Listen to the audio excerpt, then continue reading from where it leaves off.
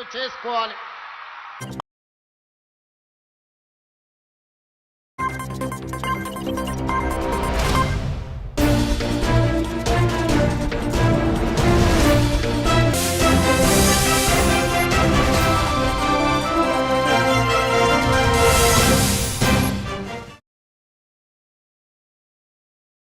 Welcome to even TV news.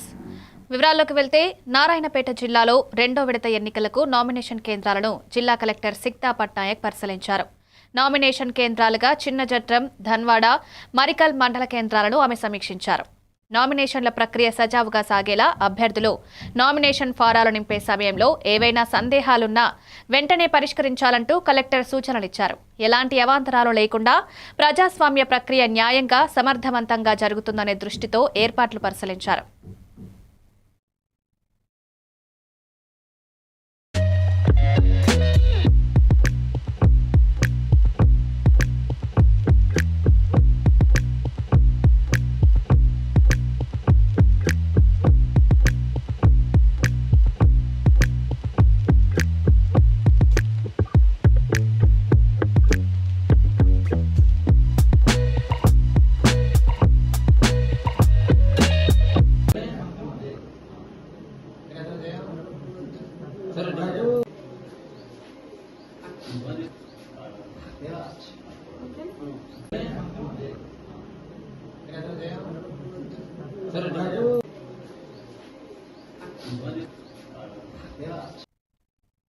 CM Revanth Reddy Narsampet పర్యటనపై మాజీ MLA Peddi Sudarshan Reddy స్పందించారు.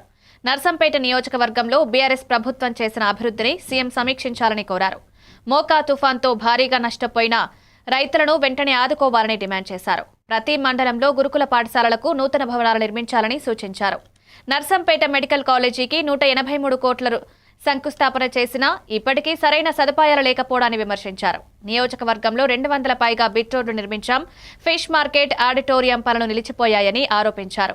ప్రజలకు న్యాయం చేయాలని సీఎం రేవంత్ ను కోరారు.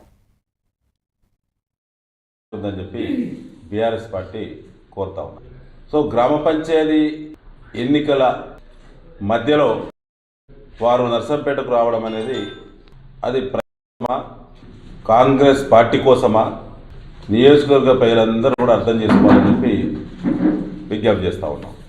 ఈ నియోజకవర్గానికి సంబంధించి వ్యవసాయ రైతుల కోసం 50% సబ్సిడీ మీద వ్యవసాయ యాంత్రీకరణ పథకాన్ని పైలట్ ప్రాజెక్టు ఇచ్చిన ఎమ్మెల్యే ఉన్నప్పుడు కేసీఆర్ గారి ప్రభుత్వం వద్ద ఈ నియోజకవర్గంలో వరంగల్ జిల్లాలో ఏ ఒక్క రైతుకు కూడా అది పత్తి పంట కానీ, వరి పంట కానీ, మొక్కజొన్న కానీ, ఇతర అపరెల్స్ కానీ, చిల్లి కానీ ఏ ఒక్క రైతు కూడా ఆశించిన దిగుబడి రాకపోగా మోంతా తుఫాను వల్ల నష్టం జరగని ఏ ఒక్క రైతు కూడా ఈ ప్రాంతంలో లేడు. తీసుకొచ్చినాము. ఆనాడు నెగోషియేషన్ దశలో ప్రభుత్వం మారింది. దాంతోపాటు నెక్కొండ మండలం బొల్లికొండ గ్రామ పరిధిలో ప్రభుత్వ భూమి 100 పైచిలికి ఎకరాల భూమి గుర్తించినాం. అది రెవెన్యూ CCLA లెవెల్లో ఉన్నది. దాన్ని ఇండస్ట్రియల్ జోన్ ఏర్పాటు చేసి నిరుద్యోగ యువత కోసం ఈ 2 ప్రతిపాదనలు కూడా వివిధ దశల్లో ఉన్నాయి. దాని మీద సమీక్షించి నిర్ణయం తీసుకోవాలని చెప్పి నియోజకవర్గ ప్రజల తరఫున కోరుతున్నాం. మాత్రమే సెలక్షన్ జరిగింది, ప్రిన్సిపల్ అపాయింట్మెంట్ జరిగింది. తర్వాత మిగతా పనులన్నీ కూడా 2-3 నెలలు గవర్నమెంట్ మారిన జరిగినాయి. సరే, మీ పార్టీ వాళ్ళు ప్రారంభించుకున్నారు, సంతోషం. మెడికల్ కాలేజ్ సంబంధించి ఆనాడే మంజూరైంది. ఆనాడే హెల్త్ మినిస్టర్ ఉన్న హరీష్ రావు గారి చేతుల మీదుగా మెడికల్ కాలేజ్. నర్సంపేట ప్రెస్ మిత్రులకి నమస్కారం. గౌరవ ముఖ్యమంత్రి వర్యులు రేవంత్ రెడ్డి గారు మన నర్సంపేట నియోజకవర్గ గ్రామ పంచాయతీ ఎన్నికల జనగామ జిల్లా కేంద్రంలోని డీసీపీ కార్యాలయంలో మావోయిస్టు నేత లోకేటి రమేష్ అలియాస్ అశోక్ నరేందర్ స్వచ్ఛందంగా లొంగిపోయినట్లు డీసీపీ రాజమహేంద్ర నాయక్ ప్రకటించారు. గత 2 దశాబ్దాలుగా అజ్ఞాతంలో జీవించిన రమేష్ ఇప్పుడు జనజీవన స్రవంతిలో కలవడం అభినందనీయమని పేర్కొన్నారు. అతనికి ప్రోత్సాహకంగా డీసీపీ 25,000 రూపాయలు అందించారు. రమేష్ పై ఉన్న రివార్డు మొత్తాన్ని తెలంగాణ రాష్ట్ర ప్రభుత్వం శీఘ్రంలో అందించనుందని తెలిపారు. కామారెడ్డి జిల్లా వాసి అయిన రమేష్ ఇక మామూలు జీవితాన్ని గడపనున్నాడన్నారు. ఆయుధాలను వదిలి ప్రధాన ప్రవాహంలోకి రావాలని మావోయిస్టులకు తెలంగాణ పోలీసులు పిలుపునిచ్చారు.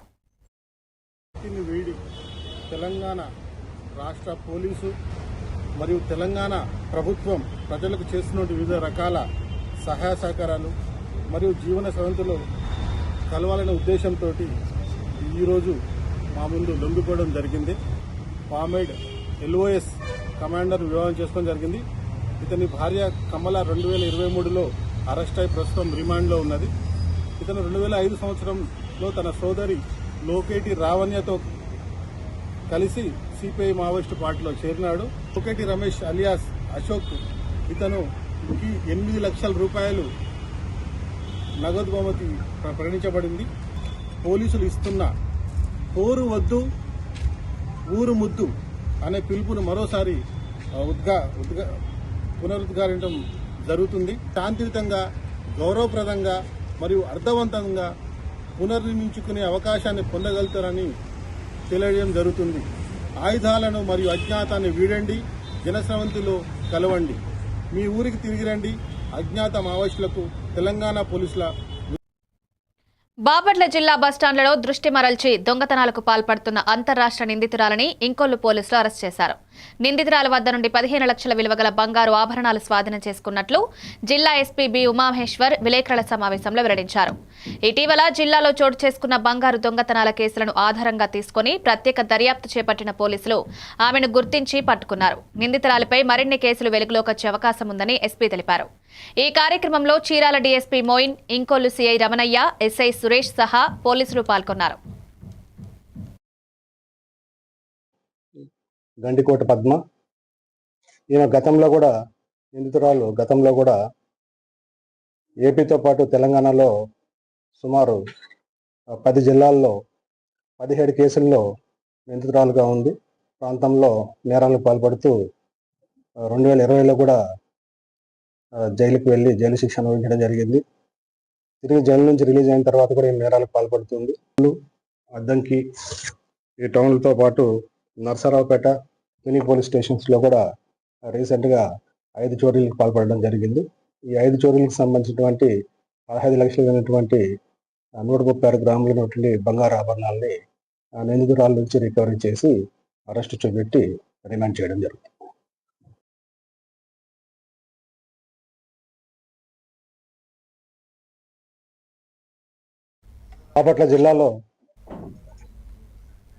బాపట్లలో మెగా పేరెంట్స్ టీచర్స్ మీటింగ్ ను పండగ వాతావరణంలో నిర్వహించాలని జిల్లా కలెక్టర్ డాక్టర్ వినోద్ కుమార్ అధికారులను ఆదేశించారు. జిల్లా, డివిజన్, మండల స్థాయి విద్యాశాఖ అధికారులతో సమీక్ష అనంతరం మాట్లాడుతూ ఈ నెల 5వ తేదీన ప్రభుత్వ, రెసిడెన్షియల్, ఆశ్రమ పాఠశాలలు, జూనియర్ కళాశాలల్లో పీటీఎం నిర్వహించాలని సూచించారు. 1405 పాఠశాలల్లో హోలిస్టిక్ ప్రోగ్రెస్ కార్డులను విద్యార్థులకు అందించాలని, తక్షణమే ప్రింటింగ్ పూర్తి చేయాలని తెలిపారు. స్థానిక ప్రజాప్రతినిధులు సహా పోలీస్, వైద్య అధికారులు తప్పనిసరిగా పాల్గొనేలా చర్యలు తీసుకోవాలన్నారు. మౌలిక సదుపాయాలు, మధ్యాహ్న భోజనం, నాణ్యమైన బోధనపై అవగాహన కల్పించాలని, పరికరాల ప్రదర్శన ఏర్పాటు చేయాలని, ఫ్లెక్సీలు వాడరాదని సూచించారు. 10వ తరగతి 100% ఉత్తీర్ణత లక్ష్యంగా పనిచేయాలన్నారు. ఒక రోజు కొన్ని గంటల పాటు తల్లితో పాటు తండ్రి కూడా ఉన్నట్లయితే ఆ పిల్లల ఒక బాధ్యత తల్లిది మాత్రమే కాకుండా భర్త, భార్య ఇద్దరు కూడా కలిసికట్టుగా ఎట్లా మనం ముందుకు తీసుకెళ్లొచ్చు అనేది టీచర్స్ తో పాటు కూర్చొని ఆలోచించడానికి ఒక మంచి అవకాశం. 10th స్టాండర్డ్ సిలబస్ అనేది 100% కంప్లీట్ అవుతుంది. తర్వాత పిల్లల ఒక కెపబిలిటీ బట్టి, వాళ్ళు అర్థం చేసుకున్నటువంటి లెవెల్ బట్టి స్పెసిఫిక్ టైం టేబుల్ పెడుతూ 10th క్లాస్ వాళ్ళు బాగా చదివి పాస్ అవ్వాలనే ఒక దీనిపైన ఒక 100 days యాక్షన్ ప్లాన్ మొదలు పెట్టారు. ఇందులో బాపట్ల జిల్లాలో మనం ఏం చేయబోతున్నామంటే, జిల్లాలో ఉన్నటువంటి ప్రతి గెజెటెడ్ అధికారి, అంటే ఇప్పటిదాకా మనము ఒక తహసీల్దార్, ఎంపీడీఓ అనుకున్నాం. అయితే ఎవరెవరు గెస్టెడ్ ఆఫీసర్స్ ఉన్నారు వాళ్ళని కూడా స్ట్రెంగ్త్ బట్టి ఒక్కొక్క స్కూల్ని మనం అజైన్ చేయడం జరుగుతుంది. ఏదో ఒక రూమ్ లో పెట్టేసి ఉన్నారు. కొత్తగా ల్యాబ్ చార్జ్ చేశాం, లైబ్రరీ ఉంది, అవన్నీ కూడా ఆ రోజు ఒక ఎగ్జిబిషన్ లాగా పెట్టబోతున్నాం. ఎగ్జిబిషన్ లాగా పెట్టి, అంటే ఈ స్కూల్కి ఇవన్నీ కూడా వచ్చినాయి కొత్తగా, ఇది రేపటి నుంచి దీన్ని వాడబోతున్నాము అని వచ్చినటువంటి ఈ మటీరియల్స్ అండ్ ఎక్విప్మెంట్స్ని కూడా ఒక ఎగ్జిబిషన్ లాగా పెట్టి మనము పెట్టడం జరుగుతుంది. భీమిలి నియోజకవర్గంలోని లక్ష్మీపురం పంచాయతీలో శ్రీ అయ్యప్ప స్వామి పీఠంలో అంబలం పూజ అంగరంగ వైభవంగా నిర్వహించారు. గురుస్వామీజీ తాతినాయుడు ఆధ్వర్యంలో జరిగిన ఈ పూజలో భక్తి శ్రద్ధలు ఉట్టిపడ్డాయి. స్వామివారి కలశాన్ని తలపై మోసి గురుస్వామి ఆధ్యాత్మిక పరవశంలో పాల్గొన్నారు. అనంతరం వేద పండితుల మంత్రోచ్చారణల మధ్య నవధాన్యాలతో పాటు పంచామృతాభిషేకం, ద్రవ్యాభిషేకాలు, పుష్పాభిషేకాలు నిర్వహించారు. అయ్యప్ప భక్తులు, శివభక్తులు, భవానీ భక్తులు, స్థానిక నాయకులు సహా పరిసర ప్రాంతాల నుండి పెద్ద సంఖ్యలో భక్తులు హాజరై స్వామివారిని దర్శించుకుని ఆశీర్వాదాలు పొందారు. ఈ కార్యక్రమం భక్తి వాతావరణంలో విజయవంతంగా ముగిసింది.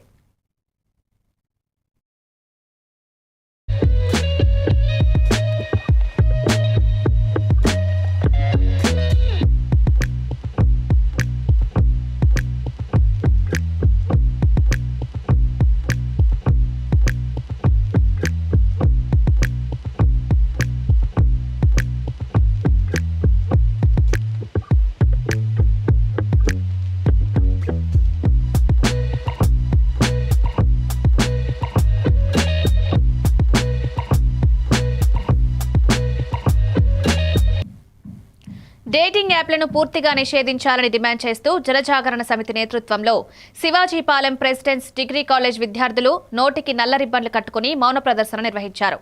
ఆడవారిని సరుకుల్లా చూపిస్తూ డేటింగ్ యాప్లు మహిళల భద్రతకు ముప్పుగా మారాయని, పేరెంట్స్ నమ్మకాన్ని దెబ్బతీస్తున్నాయని రాష్ట్ర కన్వీనర్ ఎస్ఎల్ఎన్ వాసు అన్నారు. ఇటువంటి ఆన్లైన్ కార్యకలాపాలు భారతీయ సంస్కృతిని దెబ్బతీస్తున్నాయని పేర్కొన్నారు. కేంద్ర ప్రభుత్వం వెంటనే స్పందించి డేటింగ్ యాప్లను నిషేధించేందుకు చట్టం తీసుకురావాలని డిమాండ్ చేశారు. ఈ కార్యక్రమంలో జనజాగరణ సమితి సభ్యులు, విద్యార్థులు పాల్గొన్నారు. ఫ్రెండ్షిప్ పేరుతోటి మహిళల మానాలను ఎర్రగా వేసి డేటింగ్ యాప్ నిర్వాహకులు కోట్లాది రూపాయలు దండుకోవడాన్ని జనజాగరణ సమితి తీవ్రంగా వ్యతిరేకిస్తుంది. అంతేకాకుండా ఇటువంటి ఆన్లైన్ వ్యభిచారం భారతీయ సంస్కృతిని సర్వనాశనం చేస్తుంది. లవర్స్ డేను తీవ్రంగా వ్యతిరేకించే హిందూ సంఘాలు డేటింగ్ యాప్లను ఎందుకు వ్యతిరేకించడం లేదో అర్థం కావడం లేదు. తక్షణమే ఐటీ శాఖ మంత్రి నారా లోకేష్ గారు స్పందించి ఈ డేటింగ్ యాప్లు పూర్తిగా నిషేధించే విధంగా ప్రధానమంత్రి నరేంద్ర మోడీ గారికి విన్నవించాలని జనజాగరణ సమితి డిమాండ్ చేస్తుంది. తణుకులో తారకాపురి లయన్స్ క్లబ్ ఆధ్వర్యంలో ఉచిత మెగా వైద్య శిబిరాన్ని ఎమ్మెల్యే ఆర్మిల్లి రాధాకృష్ణ ప్రారంభించారు. ఈ కార్యక్రమంలో వైద్య సేవలతో పాటు మహిళా సాధికారత, ప్రత్యేక అవసరాలు కలిగిన వారికి సేవలందించడం అభినందనీయమని ఎమ్మెల్యే పేర్కొన్నారు. క్యాన్సర్ వ్యాధి విస్తరణపై ఆందోళన వ్యక్తం చేస్తూ ప్రారంభ దశలో గుర్తించడం ద్వారా ప్రాణాలను రక్షించగలమన్నారు. వావిలాల సరళాదేవి ఆధ్వర్యంలో నిర్వహించిన సేవా కార్యక్రమాలను ఆదరిస్తూ ప్రభుత్వ, స్వచ్ఛంద సంస్థల సేవలతో ప్రజలకు అండగా నిలవాలని సూచించారు. రాబోయే మారథాన్ కార్యక్రమంలో యువత పెద్ద ఎత్తున పాల్గొనాలని పిలుపునిచ్చారు.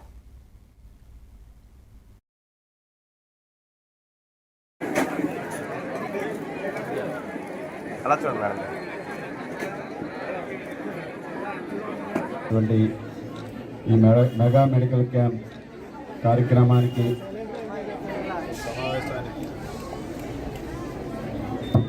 ఈ సమావేశానికి అధ్యక్షత వహించినటువంటి లయన్స్ క్లబ్ ద్వారా ఇక్కడ ఈ మెగా క్యాంప్ని నిర్వహిస్తూ అనేక మంది పేదలకి ప్రత్యేకమైనటువంటి పరీక్షల ద్వారా వారికి కావాల్సినటువంటి సదుపాయాలు కల్పించే విధంగా ఈరోజు గైనకాలజీ కానీ, డెంటల్ కానీ, విజన్ కానీ ఇటువంటి సెక్టార్స్లో అన్నింటిలోనూ కూడా డిపార్ట్మెంట్స్లో వివిధ ప్రముఖ వైద్యులని అందరినీ కూడా తీసుకొచ్చి ఈ మెగా క్యాంప్ నిర్వహించి మెగా క్యాంప్ ద్వారా అనేక మందికి అండగా నిలబెడుతున్నటువంటి తారకాపురి లయన్స్ క్లబ్ సభ్యులందరికీ కూడా ప్రత్యేకమైనటువంటి అభినందనలు తెలియజేసుకుంటున్నాను. నిజంగా ఈరోజు లయన్స్ క్లబ్ వాళ్ళు వివిధ దశల్లో ఇటువంటి క్యాంప్స్ నిర్వహించడం, ఈరోజు ఇక్కడ కూడా మనకి సరళాదేవి గారు ఆధ్వర్యంలో వారు ఎప్పుడూ కూడా ఇటువంటి కార్యక్రమాలు చేయడంలో ముందుంటారు.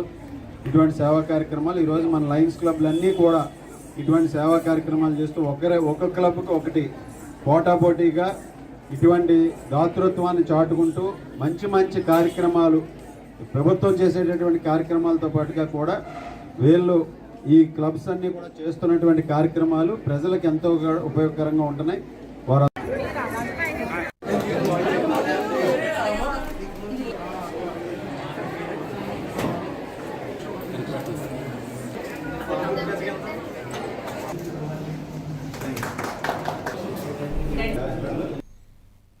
సిపిఎం జిల్లా కార్యదర్శి షేక్ మాబు నాయకత్వంలో పామూరులో పాదయాత్ర నిర్వహించి IIIT కళాశాల నిర్మాణం కోసం ప్రజలకు అవగాహన కల్పించారు.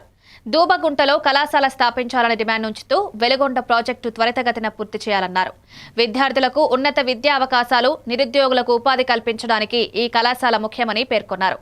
పాదయాత్రలో సిపిఎం నాయకులు, స్థానిక ప్రజలు, బజార్ ముఠా నాయకులు పాల్గొన్నారు. సెల్ఫీ తీశాడు. ఆ చిల్ల చెట్టు కూడా ఆయన సెల్ఫీలో పడింది. నా జోబులో ఉంది, సెల్లులో ఉంది సెల్ఫీ. ఎందుకు తీశారు సెల్ఫీ? ఇక్కడే నిర్మించాలి, దూబగుంటలోనే IIIT కాలేజీ నిర్మించాలని చెప్పి స్టేట్మెంట్ ఇచ్చారు. మీరు ఎన్నికలకు ముందు ఇది పైలాం దగ్గరకు వచ్చి నువ్వు ఫోటోలు దిగి సెల్ఫీ దిగి ప్రజల మొత్తాన్ని కూడా ఆశ కల్పించావు. ఇప్పుడు అధికారం నీ చేతిలో ఉంది. ఆ రోజు నువ్వు ఆశలు కల్పించావు, ఈ రోజు అధికారం నీ చేతిలో ఉంది. అందుకని గౌరవనీయులు ఎమ్మెల్యే గారు మూకు ఉగ్ర నరసింహారెడ్డి గారు దయచేసి ఈ ప్రాంత అభివృద్ధిని అడ్డుకోవద్దని, ఈ 2 మండలాలకి ఏ ఒక్క డిగ్రీ కాలేజీ కూడా లేదు, మనకి సిఎస్పురంలో ఇంటర్మీడియట్ కాలేజీ కూడా లేదు. అటువంటి పరిస్థితులు వెనకబడినటువంటి ఈ ప్రాంతాలకి ఇక్కడ ఉప్పుగల్లులాగా ఒక్క పరిశ్రమ, ఒక్క కాలేజీ వస్తే దీన్ని ఎక్కడికో తీసుకెళ్లి ఆ విధంగా వాళ్ళని అభివృద్ధి చేయాలంటే అది తప్పు. కార్యకర్తలందరూ మొత్తం ప్రజానీకం సహకారం అందించాలని, ఈ పోరాటాన్ని ముందుకు తీసుకెళ్ళడానికి అందరూ సహకరిస్తారని చెప్పి సిపిఎం పార్టీ తరఫున మీ అందరికీ పేరు పేరున విజ్ఞప్తి చేస్తూ ముగిస్తా ఉన్నాం. చిత్తూరు జిల్లా నగర నియోజకవర్గంలోని జామియా మసీద్లో ఆంధ్రప్రదేశ్ రాష్ట్ర వక్ఫ్ బోర్డు సీఈఓ ఆదేశాల మేరకు నూతన కమిటీ ఏర్పాట్లు పూర్తయ్యాయి. వక్ఫ్ బోర్డు ఇన్స్పెక్టర్ సమక్షంలో కమిటీ అధ్యక్షులు సి మసీద్ భాయ్, vice president Mastan, secretary S Saleem, joint secretary Abdul Rahim, treasurer SRM Rahim సభ్యులు బాధ్యతలు స్వీకరించారు. నగరి రెవెన్యూ, పోలీసులు జమాత్ సమక్షంలో మసీద్ ఆస్తుల లిఖితపూర్వక పంచనామా నిర్వహించారు. జిల్లా కలెక్టర్, ఆర్డీఓ, డీఎస్పీ సహకారానికి కృతజ్ఞతలు తెలిపారు. ఈ కార్యక్రమంలో ఎస్ తమీన్ భాషా, మహ్మద్ రఫీ, హుస్సేన్ అహ్మద్, జాకీర్ హుస్సేన్, సర్దార్ సభ్యులు, జమాత్ ప్రతినిధులు పాల్గొన్నారు.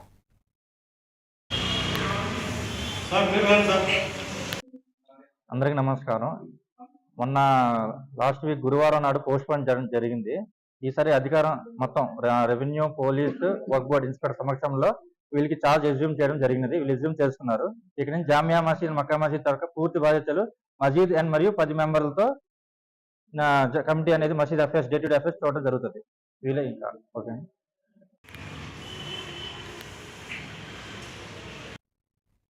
చిత్తూరు జిల్లా పంచాని పోలీస్ స్టేషన్ పరిధిలో నార్కోటిక్స్ పదార్థాల వ్యాపారంలో నిమగ్నమైన 2 ముద్దాయిలను పోలీసులు అదుపులోకి తీసుకున్నారు. అరెస్ట్ అయిన వారు షేక్ మస్తాన్, ఏ శ్యామల. వారి వద్ద 2.1 కిలోల గంజాయి జప్తు చేయబడింది. సుమారు విలువ 31,500గా అంచనా. ప్రాథమిక విచారణలో ముద్దాయిలు స్థానికంగా గాంజాను అధిక లాభాలకు విక్రయిస్తున్నట్టు తెలిపారు.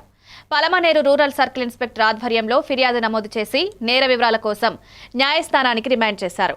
పోలీసులు ప్రజలకు ఏదైనా అక్రమ డ్రగ్స్ సమాచారం ఉంటే 100 నెంబర్కు తెలియజేయాలని కోరుతున్నారు. మస్తానని 57 ఇయర్స్ అతను ఒక వెళ్ళినారు. వీళ్ళ దగ్గర నుంచి అట్లాగే ఎవరు ఉంటారు, కన్జ్యూమర్స్ ఎవరు ఉన్నారు వాళ్ళని కూడా గుర్తిస్తాము, వాళ్ళు కూడా కౌన్సిలింగ్ చేస్తాం. ఇద్దరు డిమాండ్ ముఖ్యమైంది. ఇందులో స్పెషల్ ప్రోగ్రామ్లో భాగంగాను లాస్ట్ టైం కూడా 2024 నుంచి ఒక ముద్దాయి ఎస్కేప్లో ఉన్నాడు, ఫైరోజ్ అని. అతను కూడా పట్టుకోవడం జరిగింది. ఇలా ముగ్గురిని రిమాండ్ చూస్తున్నాము. అట్లాగే ముఖ్యంగా మా ఎస్పీ గారు, ఈగల్ ఐజీ గారు వాళ్ళ దగ్గర నుంచి ఇన్స్ట్రక్షన్స్ చాలా క్లియర్గా ఉన్నాయి. గాంజా రహిత ప్రాంతంగా మీరున్న ఏరియా సమాచారం అని చెప్పేసి గ్రౌండ్ లెవెల్లో అంటే ఎవరైతే కన్జ్యూమర్స్ వాళ్ళ లిస్టు కూడా చేసి వాళ్ళు కూడా కౌన్సిలింగ్ ఉంటాం. ఏదైనా సమాచారం ఉంటే మీరు ఎవరిచ్చినా కూడా దాన్ని హ్యాపీగా తీసుకొని పూర్తిగా నిర్మూలనలో భాగస్వామ్యం కావాలనుకుంటున్నాం. అందులో మీరు కూడా సాగించి కోరుతున్నాను. Thank you.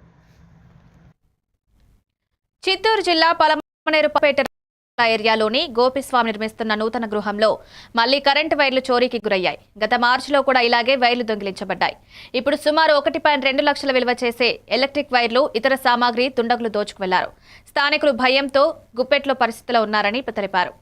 పోలీసులు ఫిర్యాదు నమోదు చేసి దర్యాప్తు ప్రారంభించారు. రాధా బంగ్లా ఏరియాలో చోరీలు ఎక్కువగా జరుగుతున్నందున పోలీసులు ప్రత్యేక మెగా పెట్రోలింగ్ ఏర్పాటు చేయాలని స్థానికులు కోరుతున్నారు. ఇక్కడ కొత్తగా రాధాబంగాలో ఇల్లు కడుతున్నాము.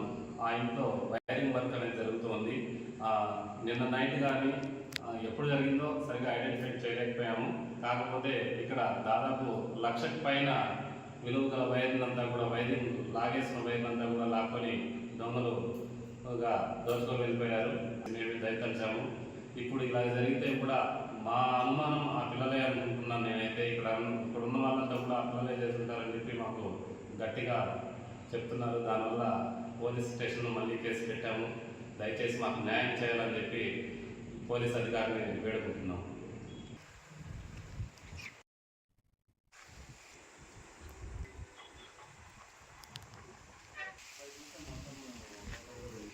డౌట్ వచ్చి నేను మేస్త్రి గారికి ఫోన్ చేశాను. చిత్తూరు జిల్లా పూతలపట్టు సమీపంలో కలికిరి వెంకటేశ్వర స్వామి కొండకు చెందిన 13 పశువులు రైల్వే ట్రాక్ దాటే సమయంలో రైలు ఢీకొనడం వల్ల మృతి చెందాయి. పశువులు మేత కోసం కొండ దిగుతూ రైతుల పొలాలు, రైలు రాళ్లపై తిరుగుతూ ప్రమాదంలో పడిపోయాయి. గతంలో కూడా ఇలాంటి ఘటనలు చోటు చేసుకున్నాయి. స్థానికులు, భక్తులు తిరుమల తిరుపతి దేవస్థానం నుంచి పశువులకు రక్షణ, మేతల ఏర్పాటు చేయాలని, కంచెలు వేసి భద్రతా చర్యలు తీసుకోవాలని కోరుతున్నారు. లేకపోతే ఈ విధమైన ప్రమాదాలు మళ్లీ జరుగుతాయని హెచ్చరించారు.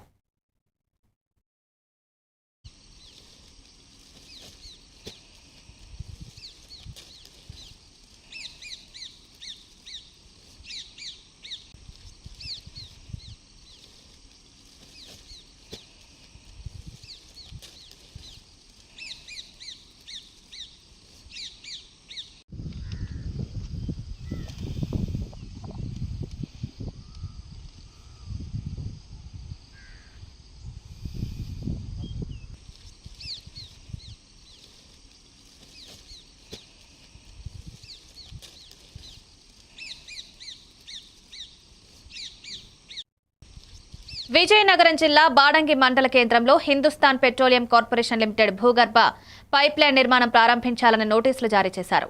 ఈ ప్రాజెక్టు విజయనగరం జిల్లాలో 64 గ్రామాలను ప్రభావితం చేస్తుంది. బాడంగిలో పిండ్రంగి వలస, వీరసాగరం, బాడంగి, ముగడ, భీమవరం, పాల్తేరు గ్రామాలు కూడా ఉన్నాయి. స్థానిక రైతులు తమ భూములను ప్రాజెక్టుకు ఇవ్వడానికి ఇష్టపడట్లేదు. ఎందుకంటే రాబోయే రోజుల్లో వేరే కంపెనీలు వచ్చి పైప్లైన్ చేసేందుకు హామీ లేదు.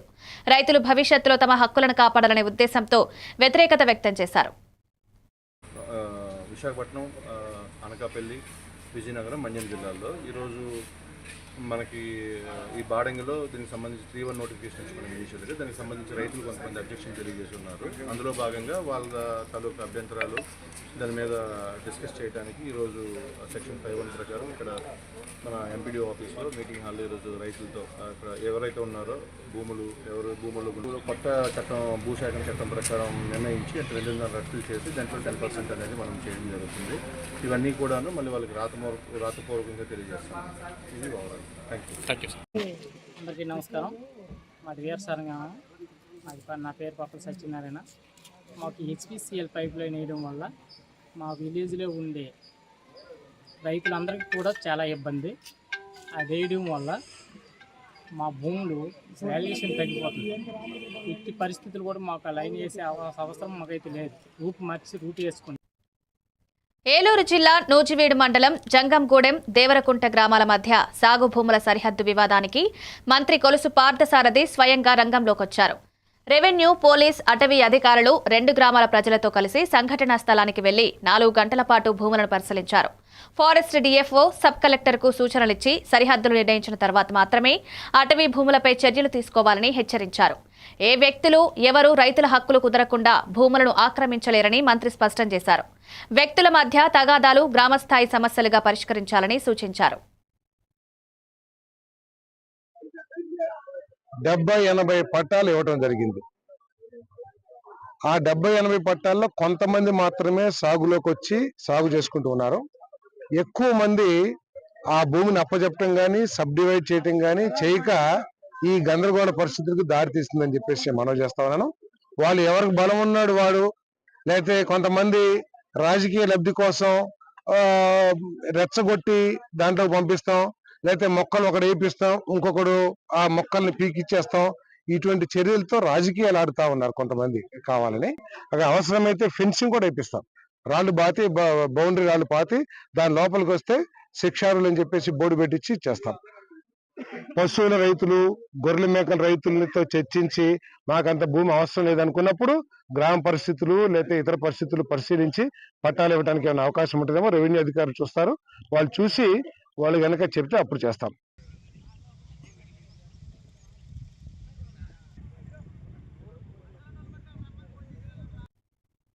పేద ప్రజలకు అత్యవసర వైద్య సహాయం అందించేందుకు రాష్ట్ర ప్రభుత్వం ముఖ్యమంత్రి సహాయ నిధి ద్వారా చర్యలు తీసుకుంటోంది. గోరంట్ల కార్యాలయంలో మొత్తం 5 మంది లబ్ధిదారులకు 9,33,066 రూపాయల విలువైన చెక్కులు పంపిణీ చేపట్టాయి. సయ్యద్ బషీరమ్మకు 2 లక్షలు, లావేటి ఐలకు 2 లక్షలు, కూచిపూడి శారదకు 3,21,700, బండి శ్రీలక్ష్మికి 1,86,200, పట్టపగలు విజయ్ కుమార్ కు 25,116 విలువైన సహాయం అందింది. ఎమ్మెల్యే గోరంట్ల పేర్కొన్నట్లు అత్యవసర వైద్య అవసరమున్న వారికి ఎల్ఓసి రూపంలో తక్షణ సహాయం అందిస్తూ రీఎంబర్స్మెంట్ ద్వారా కూడా ప్రభుత్వం సహాయం కొనసాగుతోంది. సహాయ నిధి నుంచి ఈరోజు 5 వ్యక్తులకు సంబంధించి 9,33,066 రూపాయలు వారికి ఎల్ఓసి కానీ చెక్కులు కానీ వచ్చే రియంబర్స్మెంట్. దీంతో 2,78,75,000 రూపాయలు పేద ప్రజల ఆరోగ్య సంరక్షణ కోసం ముఖ్యమంత్రి గారికి ధన్యవాదాలు. పేదల సంక్షేమే దృష్టి పెట్టుకొని పేదరిక నిర్మూలన లక్ష్యంగా ఈ కార్యక్రమం జరుగుతుంది. అర్హులైన పేదవారు ఎవరైతే ఆరోగ్యశ్రీలో కవర్ కాక ఇతరత్ర ఆర్థిక ఇబ్బంది పడుతున్నారో వారికి చేసే సహాయం భారీగా జరుగుతుంది. దానికి ముఖ్యమంత్రి గారికి, చంద్రబాబు గారికి, ఎన్డీఏ ప్రభుత్వం. ఇవి updates. Keep watching even TV news.